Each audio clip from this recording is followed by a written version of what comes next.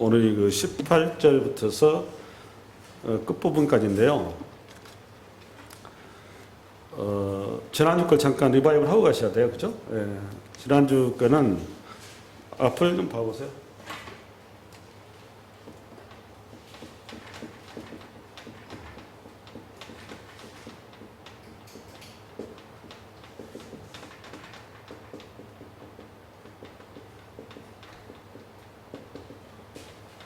원어적인 의미는 이제 복음이라고 하면 요한겔리온 이 뜻인데, 이 복음을 갖다 사도 바울이 당시에 가장 그 기쁜 최고의 그 단어를 써서 예수 그리스도를 접목을 시켰단 말이에요.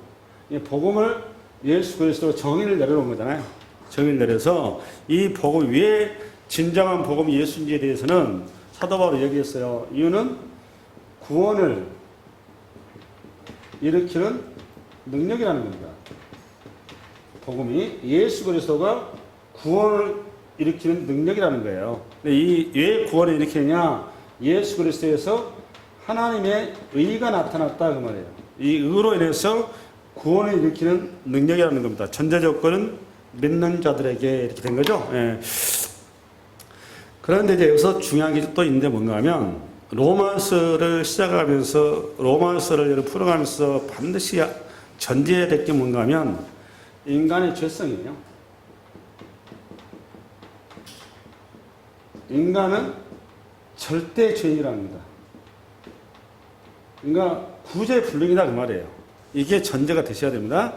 절대 불능인 인간에게 유일하게 회복하고 일으킬 수 있고 구원할 수 있는 유일한 길은 하나님의 절대적인 은혜밖에 없다라는 거예요. 이렇게 이제 가셔야 돼요.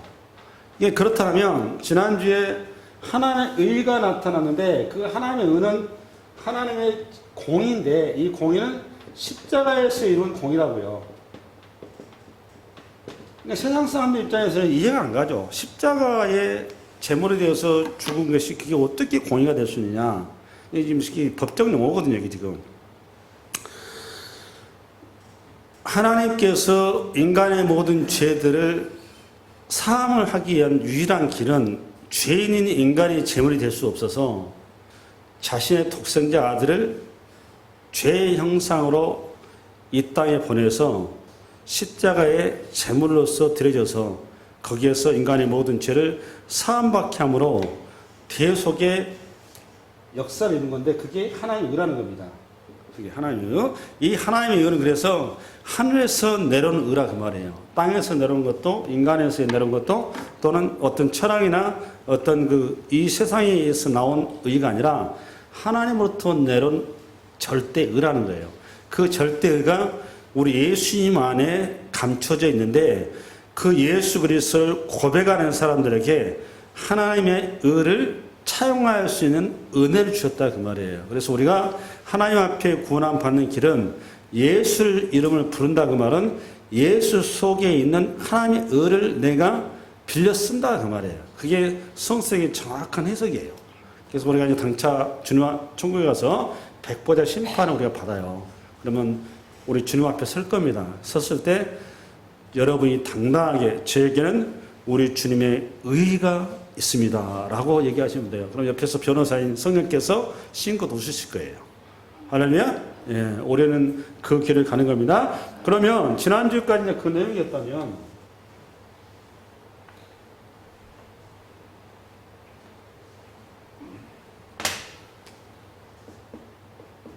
하나님의 의에 대해서 사도 바울이 지금 드러내고자 하는 거잖아요. 결국 로마서를 통해서. 앞으로 이거에 대해서 계속 이제 변증을 해가는 거예요. 왜 하나님의 의해야 되느냐라는 건 계속 변증해 가는 건데, 하나님의 의해에서 결과나온 거는 하나님의 구원이란 말이에요. 그렇죠? 근데 지금부터는 이거를 이제 좀 더 독보적으로 드러내기 위해서 사도 바울이 바로 18절부터 나오는 게, 이게 왜 하나님의 의일 수밖에 없는지에 대해서 이제 드러내기 위해서는 인간의 죄를 고발하는 겁니다. 바로. 그래서 인간의 죄로 인해서 나온 게 이것이 하나님의 진노다 그 말이에요. 이 진노가 구원으로 바뀌기 위해서는 하나님의 의가 있어야 되는데, 인간의 죄라는 이 죄가 왜 죄냐? 그 죄를 불이라고 정의해놨어요. 의의 반대죠. 그죠? 네, 불의. 그래서 1장 18절 읽어볼까요? 시작. 하나님의 진노가 불의로 진리를 막는 사람들의 모든 경건하지 않음과 불의에 대하여 하늘로부터 나타나니, 이게 18절에 보면 불의라는 단어가 몇 번 나옵니까 지금? 2번 나오죠. 2번. 그죠? 예. 그러면 여기에서 이렇게 정리를 했으면 좋겠어요. 이 18절 이게 나머지 19절부터 32절 전체를 총괄하는 정의어예요. 정의어. 이게 하나님의 진노와 이유는 인간의 불의 때문인데, 이 불의를 두 개로 다시 정의를 해놨단 말이에요. 경건하지 않음하고, 그 다음에 다시 또 불의 이렇게 써놨어요. 이 경건하지 않음 이 말은 아세베이한 그런 뜻인데요. 정확히 예비하지 않는 그 말이에요. 이게 의미입니다. 예비하지 않는 그 말이에요. 그 다음에 불의는 요거 무슨 의미냐면 창조의 질서를 파괴하는 그런 뜻입니다. 불의 그 말이. 예, 이 원어적 의미예요. 예, 아카데한 그 말인데, 불의란 창조의 질서를 파괴한 그 말이, 이 큰 죄의 두 가지를 가지고 경건치 않음, 하나님이 예배하지 않음, 그걸 가지고 21절부터 25절까지가 그 내용인데, 우리 잠깐 읽어볼까요? 21절부터 25절 시작. 하나님을 알 때 하나님을 영화롭게도 아니하며 감사하지도 아니하고 오히려 그 생각이 허망해지며 미련한 마음이 어두워졌나니 스스로 지혜 따라 어리석게 되어 아냐는 하나님의 영광을 썩어질 사람과 새의 짐승과 기어다니는 동물 모양의 우상으로 바꿨느니라. 그러므로 하나님께서 그들을 마음의 정욕대로 더러움에 내버려 두사 그들의 몸을 서로 욕되게 하게 하셨으니, 이는 그들이 하나님의 진리를 거짓 것으로 바꾸어 피조물을 조물주보다 더 경배하고 섬기매라. 주는 곧 영원히 찬송하시로다. 아멘. 이 길고 긴 문장의 정의가 뭔가 하면 하나님을 예배하지 않는다 그 말이에요. 여기서 우리가 짚고 넘어갈 게 뭔가 하면, 우리가 성경에서 자꾸 여러분 이제 자주 들었던 얘기인데, 원죄 그 다음에 자범죄 얘기 들으셨단 말이에요. 그렇죠? 우리 아마 자주 들었는데, 원죄 그 말은 하나님과 분리 그 말이에요. 하나님과 인간이 분리된 걸 원죄 그러는 거거든요. 분리다 그 말은 하나님의 예배를 거부했다 그 말이에요. 하나님 앞에 하나님 예배하는 자로서 그걸 거부했다는데, 우리 인간은 기본적으로 하나님께서 창조한 목적이 예배자로 우리를 창조하셨어요. 처음부터서.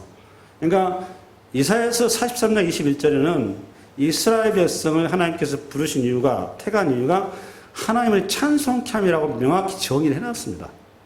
그것뿐만이 아니에요. 제가 우리 창립 기념일, 설립 기념일 날 설교 때도 예배자의 부름에 대해서 이미 여러분한테 설명을 했어요. 복이라는 그 단어가 예배하다 그 말이에요. 그러니까 아브라함도 예배자를 회복으로 부른 거예요. 여러분, 우리 예수님께서 사마리아 여인과 만나가지고 사마리아 예수님께 질문하잖아요. 그때 우리 예수님 굉장히 핵심적인 얘기를 했습니다. 예배할 때가 오르니 그리스 사람도 말고 예루살렘도 말고 곧 있더라. 아버지께서는 영과 진리로 예배한 자를 찾으시나니 곧 있더라. 하나님의 아버지께서 지금 찾는 거는 예배하는 자를 찾으시는 거예요. 그 예배자를 찾기 위해서 우리 주님이 오셨다 그 말이에요. 그러니까 우리가 예배자로서 있어야 되는데, 인간은 예배자로 창조되었는데, 그러니까 인간은 자존하는 존재가 아니다 그 말이에요. 쉽게 얘기해서. 스스로 설 수가 없다 그 말이에요. 누군가를 의지를 해야 된다 그 말입니다. 근데 하나님을 예배하지 않다 보니까 그냥 자기만 그냥 예배하면 좋은데, 자기를 예배한 게 아니라 하나님 대신에 스스로 못 서니까 자기를 지탱해 줄 우상으로 자연스럽게 그냥 예배를 하더라 그 말이에요. 그게 지금 로마서 1장 21절에서 25절에 이게 인간의 실존이에요. 저와 여러분이 앞으로 이 땅에서의 삶을 마감하게 되면 우리가 천국을 가죠. 천국 가게 되면 우리의 주 업무가 뭔 줄 아세요, 여러분? 예배자예요. 계시록에 잘 나와 있는데, 계시록 4장 한번 열어볼까? 4장 8절에 11절 한번 열어보겠습니다. 시작. 내 생물은 각각 6날개를 가졌고 그 안과 주위에는 눈물이 가득하더라. 그들이 밤낮 쉬지 않고 이르기를 거룩하다 거룩하다 거룩하다. 잠깐만, 거룩하다 이게 무슨 얘기인지 아십니까? 이게 찬양하는 겁니다. 이걸 거룩송 그래요. 지금 밤낮 24시간 쉬지 않냐고 내 생물이 6날개를 가졌는데, 우리 주님의 보좌 앞에서 360일 영원토록 지금 찬양을 하고 있는 거예요. 예배. 이어서 가겠습니다. 주 하나님 곧 전능하신 이여 전에도 계셨고 이제도 계시고 장차 오시시라 하고, 이어서 그 생물들이 보좌에 앉으사 세세토록 살아계신 이에게 영광과 존귀와 감사를 돌릴 때에 24 장로들이 보좌에 앉으신 이 앞에 엎드려 세세토록 살아계신 이에게 경배하고 뭐예요 여러분? 예배하고 자기의 관을 보좌 앞에 들이며 이르되, 우리 주 하나님이여 영광과 존귀와 권능을 받으신 것이 합당하오니 주께서 만물을 지으신지라 만물의 주의 뜻대로 있었고 또 지으심을 받았나이다 하더라. 이게 우리의 창조의 목적이었습니다. 제가 오전에 잠깐 말씀드렸지만은 안식일이란 이 의미를, 창세에 갖는 창조의 의미를 정확히 알고 가셔야 돼요. 안식은 여러분이 기존에 알고 계시는 쉼의 개념이 아니라고요. 안식은 하나님 앞에 예배자로 서는 날이에요.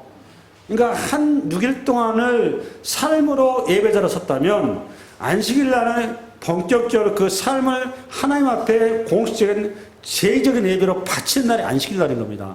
안식일 날이야말로 일하는 날이에요. 어떤 일 하는가? 예배라고 하는 일을 하는 날이에요. 우리는 원래 창조할 때 피곤하게 만들진 않았어요. 하나님께서는 완전하게 만드셨어요.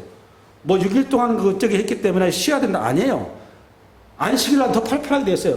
우리는 기본적으로 하나님을 만날 때, 그분과 하나가 될 때 가장 행복하게 만들어놨고 에너지가 나오도록 만들어놨고 새로 힘을 얻도록 하나님께 창조를 해놨습니다. 그래서 우리가 가장 힘있고 행복하고 가장 에너지가 발산할 때가 언제냐? 하나님 만날 때입니다. 예배할 때요. 그래서 예배에 성공한 사람이 승리하게 됐어요. 우리 그리스도인들은 반드시 예배에 승복을 해야 됩니다. 그걸 이 땅에서부터 연습을 해야 돼요. 이게 만약에 안 되면 천국 가면 문화적 충격을 받아요. 여기서 예배가 잘 돼 있지 않으면 천국 가서 하나님 아버지 앞에 예배하는데 이게 미끄럽지를 못해. 문화적인 충격이 온다고요. 여기서부터 잘 준비해놔야 하나님 앞에 갔었을 때 거기에서 우리가 자연스럽게 천국의 삶에 우리가 적응을 할 수 있는 거예요. 할렐루야. 우리의 목적은 뭐다? 예배자로. 그런데 하나님을 떠나는 순간 우리는 우상 숭배자로 바뀔 수밖에 없다 그 말이에요. 그 얘기를 로마서 1장 21절부터 25절까지 한 겁니다. 그러면 두 번째, 이 원죄가 하나님과 예배를 거부한 것이 원죄라면 요거로 인해서 발생하는 현상들, 하나님을 떠나면서 발생하는 모든 인간의 현상들, 이걸 자범죄 그러는 거예요. 그게 이제 어디에 나오냐? 26절부터 해당하는 겁니다. 28절 읽겠습니다. 28절 시작. 또한 그들이 마음에 하나님 두기를 싫어하며 하나님께서 그들을 그 상실한 마음대로 내버려두사 합당하지 못한 일을 하게 하셨으니, 여기에 상실한 마음대로 내버려두사, 상실한 마음대로 내버려두사, 이게 참 가슴 아픈 얘기인 동시에 잘 해석을 해야 되는데요. 지금 로마서 1장 18절부터 28절까지 이런 표현이 3번이 등장을 해요. 근데 3번 등장할 때마다 나타나는 결과는 뭔가 하면 인간이 죄악으로 깊이 빠져들거든요. 이 단어가 사실은 사도 바울이 어디에서 차용한가 하면 레위기 26장 25절을 차용한 거예요. 레위기 26장 25절 시작. 내가 칼을 너희에게로 가져다가 언약을 어긴 원수를 갚을 것이며 너희가 성읍에 모일지라도 너희 중에 연병을 보내고 너희를 대적의 손에 넘길 것이며, 이렇게 이스라엘 백성이 타락했었을 때 하나님께서 징계의 매를 지신 현장인데 대적의 손에 넘긴다 이렇게 썼단 말이에요. 그러면 여기 넘긴다 했었을 때 이 단어가 똑같은 단어입니다. 지금 이게 똑같은 단어예요. 이 단어가 사사기 2장 14절 한번 열어볼란가? 시작. 여호와께서 이스라엘에게 진노하사 노력하는 자의 손에 넘겨주사, 이 똑같은 단어라고 말이에요. 이 단어가 똑같아요. 넘겨주사 이 단어. 근데 이 원뜻은 무슨 뜻이냐? 포기하다 그 말입니다. 포기하다 그 말이에요. 포기하다. 이게 무슨 소리인가 하면 하나님은 절대 선이세요. 이거 반드시 기억하셔야 됩니다. 하나님은 절대 선이세요. 그분은 저와 여러분이 악을 적게하도록 하지 않으십니다. 그분 시험하는 분이 아니란 말이에요. 강팍하게 하사 그 말도 하나님이 인간을 강팍하게 이렇게 해서 악에 쏠리도 이런 분이 아니란 말이에요. 어떻게 그럼 전 인생이 벌어져 이런 얘기예요. 하나님께서 간섭하지 않으사 그 말이에요. 그러니까 제일 큰 저주는 뭐냐? 하나님의 무관심인 거예요. 여러분 우리 잡아먹을 시골에서 보면 돼지들 있잖아요. 돼지를 잡아먹으려면 어떻게 합니까? 절대 스트레스 안 줍니다. 열심히 먹여줘요. 열심히 먹여줍니다. 근데 돼지는 개념이 없어요. 열심히 먹습니다. 자기가 거기 있으면 죽을지를 모르고. 그게 죄예요. 그걸 소용하는 버려두사 그런 말이에요. 무서운 얘기입니다. 그러니까 육이라는 말이 굉장히 무서운 얘기예요. 여러분 하나님의 징계, 하나님의 진노 그 표현 자체는 뭐가 들어있는 줄 아세요? 우리를 향한 인생을 하나님의 사랑의 표현이에요. 하나님이 간섭하신다 그 말이에요. 죄악의 길로 구렁텅이에 가는 우리를 하나님께서 드디어 간섭에 들어오셨다 그 말이에요. 이거야말로 복 중에 복인 거예요. 할렐루야? 예. 그러니까 우리는 그것이 힘들고 어렵고 고난이고 눈물이고 때로는 고통스러운데 하나님의 간섭이 시작됐다 그 말은 우리에게 새로운 은혜의 시작이고 새로운 우리의 희망의 시작이고 새로운 소망의 시작점이 되는 거예요. 진짜 우리가 살 길이 그 길이 되는 거예요. 오늘도 사실 18절에 진노라는 표현은 그 표현 자체는 심판의 의미도 있지만 더 본질적인 것은 하나님의 사랑의 사인이라 그 말이에요. 이건 잊혀서는 안 됩니다. 예. 이어서 그러면 인간이 하나님이 그냥 내버려뒀을 때 어떤 현상이 벌어지느냐 29절부터 읽어나가겠습니다. 시작. 곧 모든 불의, 추악, 탐욕, 악의가 가득한 자요 시기, 살인, 분쟁, 사기, 악독이 가득한 자요 수근수근한 자요 비방하는 자요 하나님께서 미워하시는 자요 능욕하는 자요 교만한 자요 자랑하는 자요 악을 도모하는 자요 부모를 거역하는 자요. 잠깐만, 부모를 거역하는 것도 죄입니다. 부모를 거역한다 그 말은 소대 얘기했죠. 아카디안, 불의. 어떤 불이라고요? 하나님의 창조의 질서를 거부했다 그 말이에요. 부모를 거역한 게 그거예요. 그래서 에베소 그 6장에 보면 자녀들아 내 부모를 공경하라. 이것이 어른이라고 돼 있죠. 어른이라 그 말이 본성이라 그 말이에요. 우리 지금 하면 창조의 질서이라 그 말입니다. 그 말이 똑같은 말이에요. 이어서 31절. 우매한 자요 배역하는 자요 무정한 자요 무자비한 자라 그들이 이 같은 일을 행하는 자는 사형에 해당한다고 하나님께서 정하시고 알고도 자기들만 행할 뿐 아니라 또한 그런 일을 행하는 자들을 옳다 하느라 죄가 죄를 낳는다 그 말이죠. 예, 죄가 죄를 낳아요. 그러니까 죄를 그게 죽을 짓인지 알면 그런 길 가겠습니까? 인간이 참 그 미련하고 참 답답하죠. 이런 거 보면은. 그러면 여기에서 우리가 질문이 들어가야 돼요. 인간이라고 하는 존재가 왜 그렇게 죄덩어리일까? 그럼 이걸 해결할 수 있는 방식은 없을까? 이것이 질문이 들어가야 돼요. 그래서 인간이 계몽주의 사상 이후로 인간의 가능성과 인간의 어떤 역할과 기능, 어떤 힘에 대해서 굉장히 거기에서 고무되어 있었습니다. 계몽주의에. 그래서 이성주의가 굉장히 발달하게 되죠. 이게 언제 무너졌는가 하면 1차 세계대전을 거치면서 거기에서 무너져요. 재밌는 거는 이때 당시에 신학도 인간의 어떤 그 가능성에 굉장히 눈을 뜨다가 2차 세계대전을 겪으면서 거기에서 자연스럽게 꺾이게 되는데 꺾인 게 정상이에요. 왜 그런가 하면 사실 인간의 입장에서는 인간의 자기 현실을 집중할 수밖에 없기 때문에 이걸 교육이 부족한가 싶어서 교육을 열심히 시켰단 말이에요. 교육을 통해서 죄를 잡아보고 뭔가 좀 이렇게 이데아 같은 세상을 만들어 보겠다라는 꿈인 거잖아요. 사람 도덕적인 인간, 윤리적인 인간, 젠틀한 인간을 만들어 보겠다. 교육을 열심히 시켰더니 어떻게 되나요, 결과?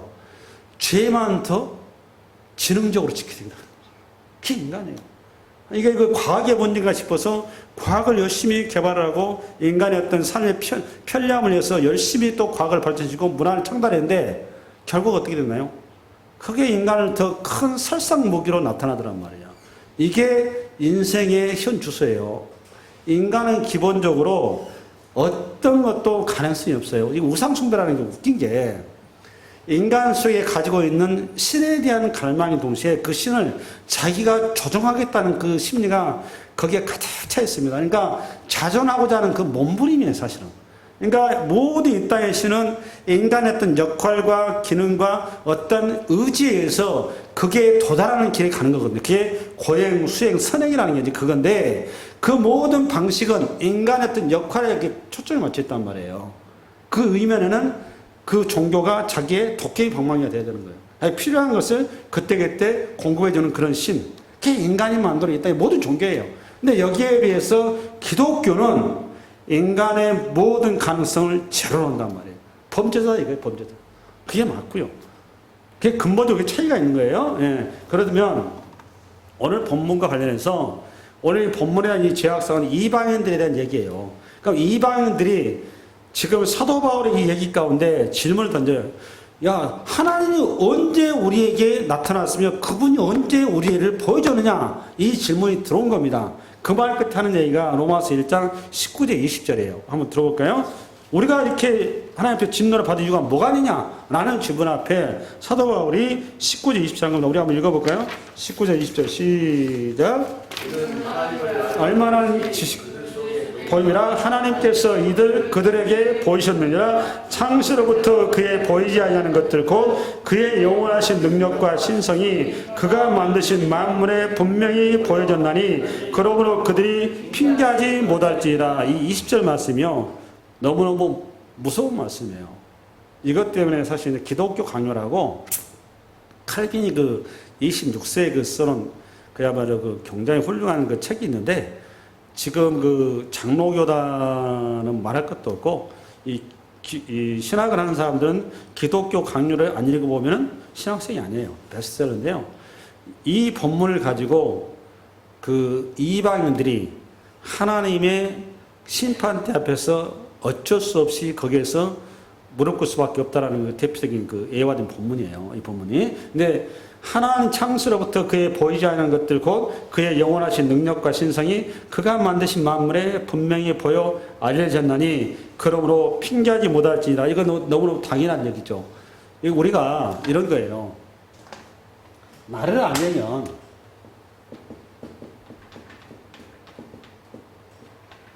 알려면 나를 만드신 분을, 만드신 자를 알아야 돼요.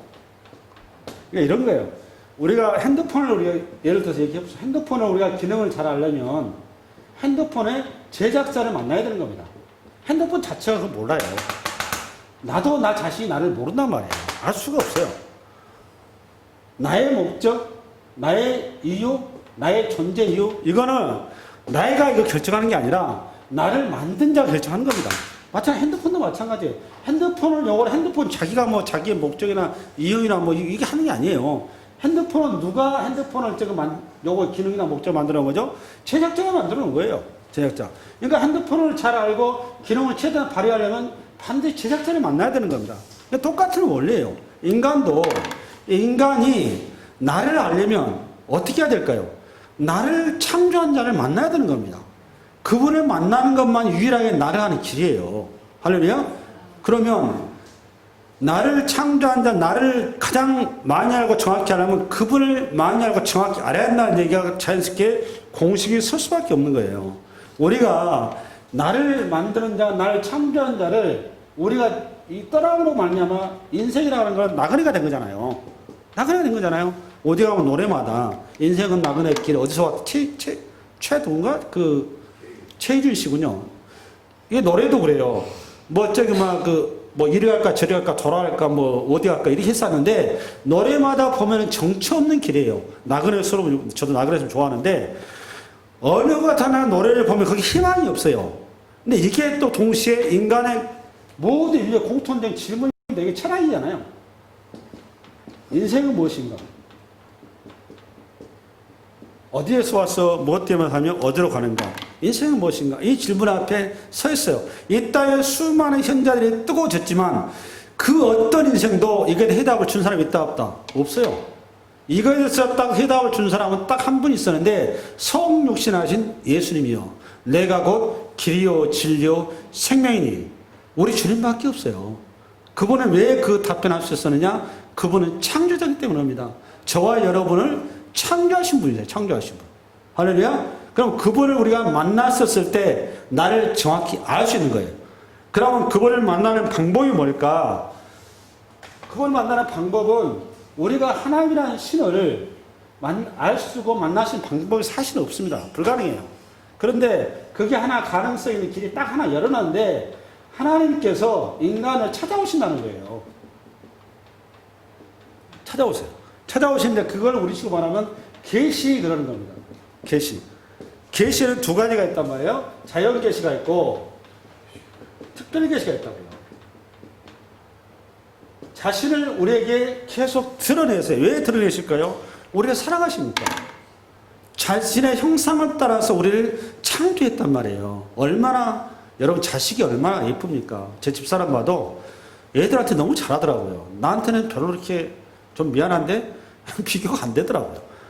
그게 인간도 그럴진데 하나님이 여러분 자신의 형상을 따라서 우리를 창조했다니까요. 이거 엄청난 거거든요. 형상을 따랐다는 거는. 하나님의 신성을 우리한테 넣어놨다 그 말이에요. 대단한 거죠. 그렇기 때문에 우리를 그분이 포기할 수가 없는 거예요. 할렐루야. 오직하면 세상을 이처럼 사랑하사 독생자를 주셨으니 하나밖에 없는 아들을 우리가 뭐라고 이 피조물을 우리를 위해서 내놓으셨잖아요. 그 정도로 우리를 사랑한다는 거 아닙니까? 그 사랑하는 방식이 어떻게 나온다? 계시를 통해서. 성육신도 성육신이죠. 그죠? 계시를 통해서 우리한테 찾아오셨다는 겁니다. 그 계시를 통해서 찾아오시는데 우리가 그 하나님을 만나시는 방식이 뭘까?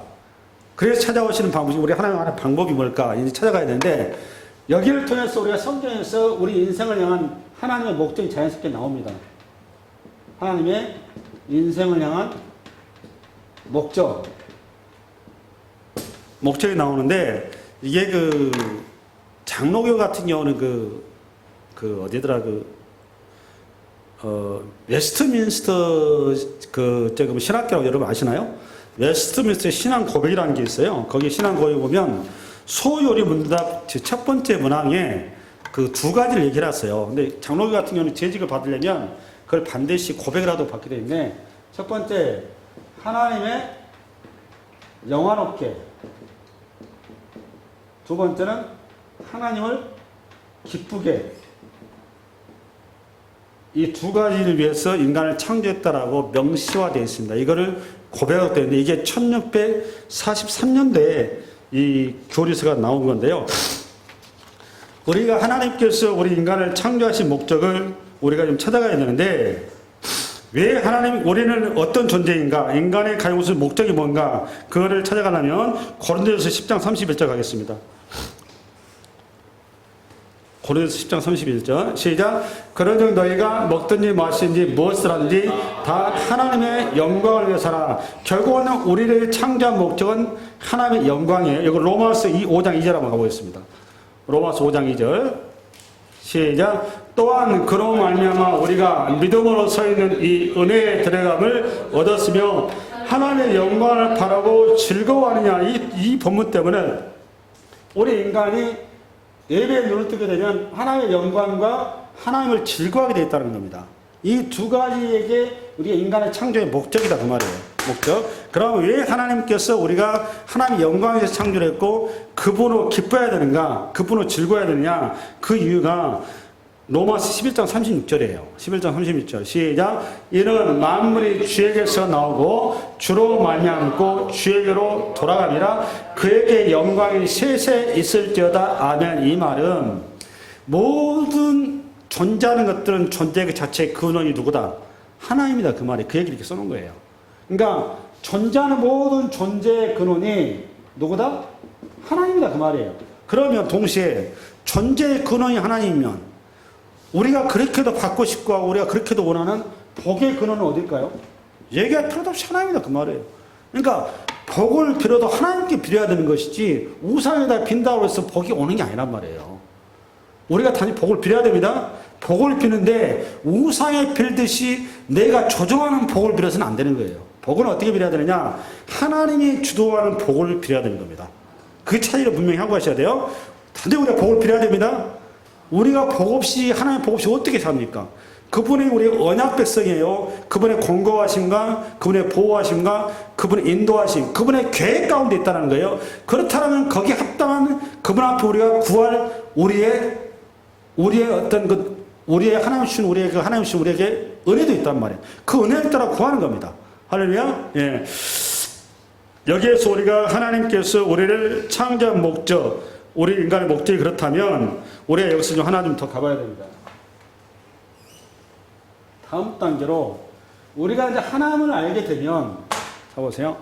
하나님의 계시를 따라서 우리 하나님을 알았다면 우리가 어디에 눈을 뜬가 하면 하나님의 창조 세계에 눈을 뜨게 돼 있어요. 창조 세계에. 그래서 하나님을 창조 세계 가운데서 하나님의 얼굴을 보게 되고 하나님의 마음을 보게 되고 하나님의 뜻을 보게 돼요. 그러니까 삼라만상을 보게 되면 거기 속에서 하나님의 형상을 보게 되고 하나님의 뜻을 보게 되고 하나님의 마음을 보게 된단 말이에요. 똑같은 현실 앞에서 가을의 그 단풍을 보더라도 세상 사람들은 자연에 경탄을 하지만 저와 여러분은 자연을 경탄하는 게 아니에요. 뭐에 경탄할까요? 하나님의 경이로움에 경탄하게 되는 겁니다. 그게 하나님의 계시의 눈이 열린 자와 열리지 않은 자의 차이란 말이에요. 봄에 피어난 새싹을 보면서 하나님의 뭘 봅니까? 부활을 우리가 보는 거예요. 우리의 영원한 생명을 거기서 발견하고 있는 거예요. 이게 그리스도인들이 갖는 복이란 말이에요. 그런데 물리적으로 우리가 하나님을 볼 수 있을까? 물리적으로 하나님을 볼 수 있을까? 하나님을 우리가 어떻게 할 수 있을까? 이거를 성경에는 우리에게 정확히 하나님을 볼 수 있다고 얘기해 놓고 있습니다. 그게 마태복음 5장 8절입니다. 한번 가보겠습니다. 시작. 마음이 청결한 자는 복이 있나니 그들이 하나님을 볼 것이며, 정확히 나와 있죠? 마음이 청결한 자는 복이 있나니 그들이 하나님을 볼 것이며. 여기 하나님을 보다 그 말은 여러 가지 해석은 돼요. 이게 지금 산상수훈의 팔복인데 종말론적으로 우리가 장차 하나님을 볼 날이 옵니다. 와요, 안 와요? 와요. 이 고린도전서 13장 12절에 지금은 흐릿하게 보이나 그때는 얼굴과 얼굴을 대하여 볼 것이요. 그러니까 이 말 속에는 종말론적인 메시지가 포함된 언어예요. 동시에 우리가 직접 대면하여 볼 날도 볼 날이지만 우리 이 땅에서도 그 주님을 본다라는 겁니다. 어떻게 볼까요? 하나님의 이상을 통해서 하나님의 말씀을 통해서 하나님의 창조한 세계를 통해서 그분을 보게 되는데 그분을 볼 수 있는 방식이 뭐다? 마음이 청결한 자만 볼 수 있다고 봐요. 마음이 청결한 자. 마음이 청결한 자는 어떤 사람일까? 5절에 피폈듯이 우리 그 시편 한번 열어보시. 시편 24편 3절 4절 3절 4절 시작. 여호와의 산에 오를 자가 누구며 그의 거룩한 산에 설 자가 누구인가? 그러니까 여호와의 산에 오르고 그의 거룩한 산에 설 자면 여호와를 만난다 그 말이잖아요. 여호와를 만날 자 누구냐? 4절 시작. 곧 손이 깨끗하며 마음이 청결하며 뜻을 허탄 데 두지 아니하며 거짓 맹세하지 아니한 자다. 6절로 점프. 6절. 이는 여호와를 찾는 족속이요 야곱의 하나님의 얼굴을 구하는 자로다. 할렐루야. 여기서 두 단어만 오늘 짚고 봅시다. 두 단어. 그게 뭔가 하면 손을 깨끗하게 하고 그 다음에 두 번째는 4절 시작. 4절. 손이 깨끗하고 그 다음에 마음이 청결하고. 네, 청결하고. 이 단어인데 이 단어를 나눠놓고 다시 야고보서를 좀 하겠습니다. 야고보서는 좀 다시 한번 찾아주실래요? 야고보서 4장을 직접 찾아주십시오.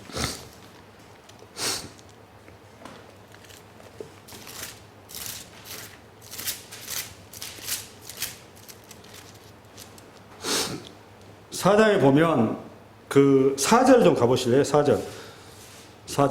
야고보서 4장 314페이지죠? 우리 같이 한번 읽겠습니다. 세수하면 읽겠습니다. 시작. 가늠한 여인들아 세상과 벗된 것이 하나님과 원수됨을 알지 못하느냐? 그런 중 누군지 세상과 벗되고자 하는 자는 스스로 하나님과 원수되는 것이니라. 여기 그 가늠한 여인들아 이 말은 여인들아 이러니까 마치 여자들이 그 음란한 걸 이해하기 딱 쉬운데 그런 표현이 아니고 이건 하나의 그 대명사예요. 그러니까 세상을 사랑하는 여인들아 그 말이에요.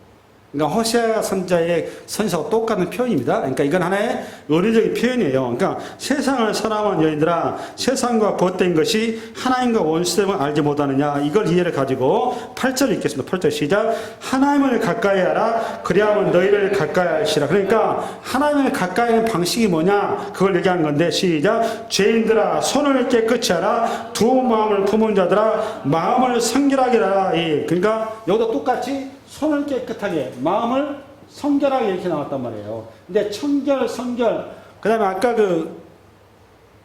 마태복음의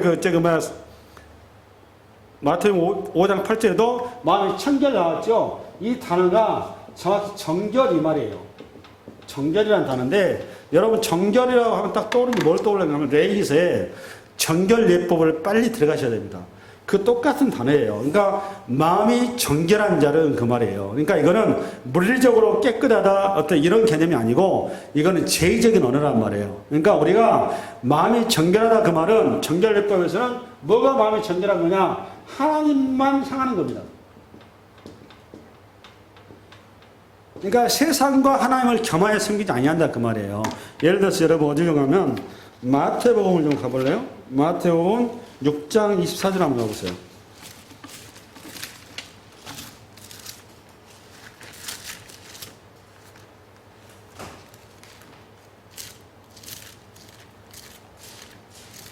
마태복음 6장 24절. 폈나요?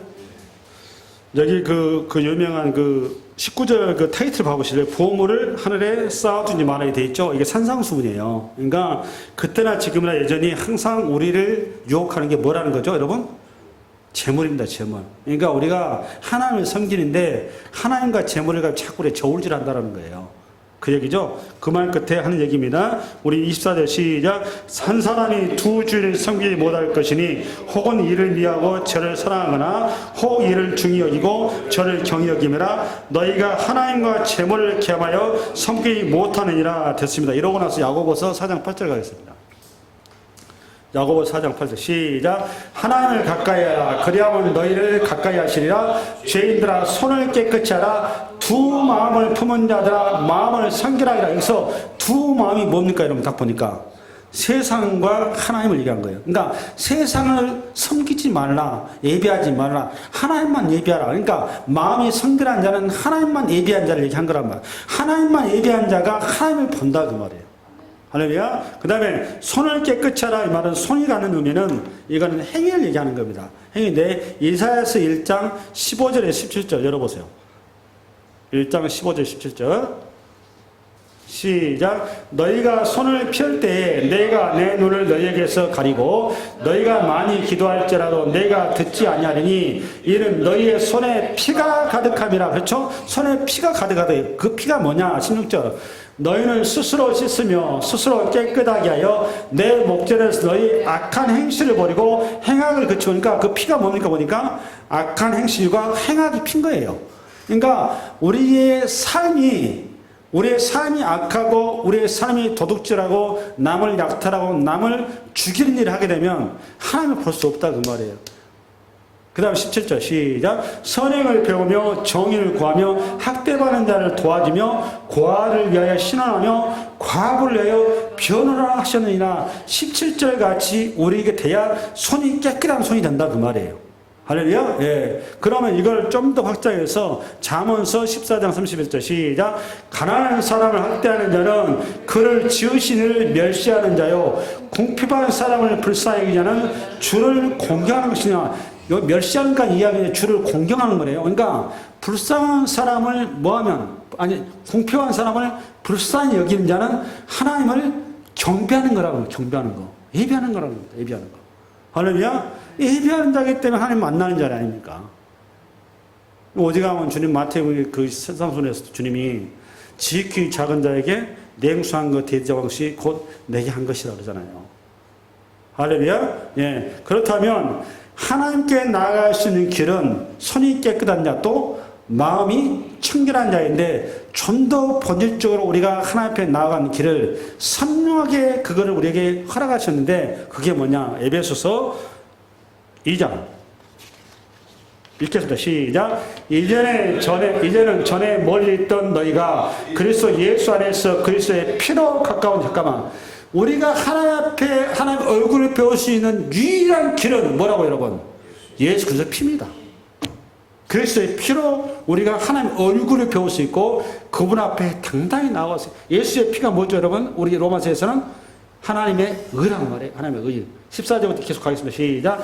그는 우리의 화평이신지라 둘로 하나를 만드사 원수된 것 곧 중간에 막힌 담을 자기 육체로 h으시고 법정으로 된 계명의 율법을 피하셨으니 이는 이 둘로 자기 안에서 한 새 사람을 지어 화평하게 하시고 또 십자가로 이들을 한 몸으로 하나님과 화목하게 하려 하심이라. 원수된 것을 십자가로 소멸하시고 또 오셔서 먼 데 있는 너에게 평안을 전하시고 가까운 데 있는 자들에게 평안을 전하셨으니 이는 그로 말미암아 우리 둘이 한 성령 안에서 아버지께 나감을 얻게 하려 하심이라.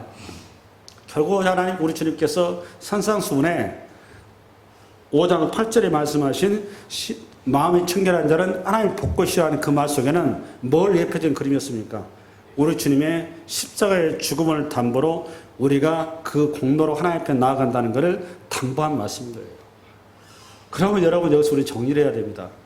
여러분 우리가 하루하루 살아가면서 하나님을 가까이하고 하나님 앞에 예배하지 않아서 산다는 것은 그것이 우리의 유일한 소망이 되어야 되고 그것이 우리의 유일한 길이 되어야 되고 그것이 우리의 붙들어야 될 우리의 가치인데 여러분 우리가 이거 실행하는 방식으로는 이렇게 돼야 한다고 생각을 해요.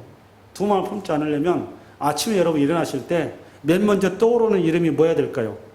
주식? 돈? 부동산? 남편? 자식? 아니에요. 맨 먼저 여러분 내리 떠올려야 될 것은 예수 그리스도가 떠오르셔야 돼요. 이게 습관이 되셔야 됩니다. 또 하나 오늘 주는 메시지가 있습니다. 우리가 이 하루를 마무리하고 잠잘 때는 어떻게 해야 될까요? 여러분 잠자리에서 내 뇌리에 가장 나를 최종적으로 붙들고 내 생각을 붙여야 될 이름 뭐죠 여러분? 예수여야 됩니다. 예수란 이름으로 시작해서 예수란 이름으로 하루를 끝내는 우리 일상으로 여러분 회복이 되셔야 돼요. 그게 하나님이 저와 여러분을 창조하는 인생의 목적이라는 거예요. 그 부름 앞에 아멘으로 응답하신 여러분 되시기 바랍니다. 예, 수고하셨습니다.